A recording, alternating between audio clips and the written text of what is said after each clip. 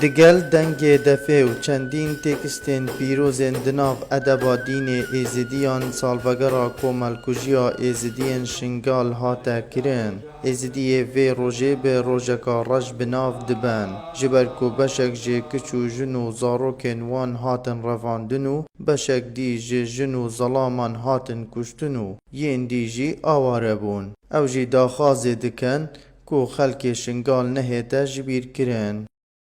هفت سال دەرباز بن سەرکارە ساتە شنگالی ڕەهەتان هۆکە چژنین مامود دەستی داعژێنێ پەیامەما ئەوە و داخوازیەمەش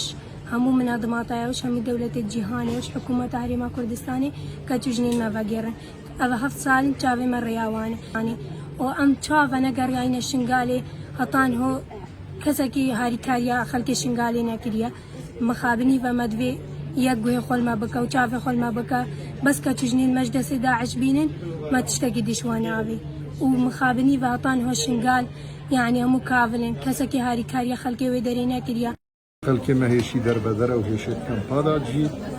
هزارة كيجو زاروكت ما هيش بيسروشون برزنا جيانك نخوش يا هي هطان هو خلقي ما نقار تجارة كدي بزبرت سرجيواري خور شنغاري جبر بهم دي امد بيجين و اف جينوسايدا يا بردواما فقار ايتكرن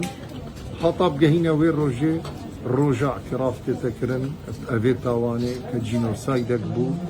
بقرني بيستو اي كده ها تكرن در حقيست Civata ruhaniya êzidiya daxaz jê êketiya nêvdewletî dikin ku komelkujiya Şingal bi jînosayd bihête nasandin. Hewl û bizavên xwe bihêztir bikin ji bo nasandina keysa êzidiya di dadgehên nêvdewletî û wekû jînosayd dîsan daxwazê ji tevaya êzidiya li seranserî cîhanê dikin û ev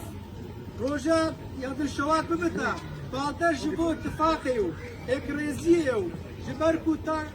taka rêkaya ji bo milletê me Evroke heft sal derbaz dibin bi ser dagîrkirina Şingal ji layê rêxirawa tîroristên Daeş ve. Lewma êdî xelkê wê daxwaz dikin Şingal bihête avedankirin. Da ku ew bizîvirne ser malê xwe û her wisa ew kiç û jinên li destê Daeş rizgar bûy bizîvirîne ve bo nav kes û karên wan. Merwan Yehya Şarpirêz, Perêzgeha Laliş li Sunûrê Qeza Şêxan.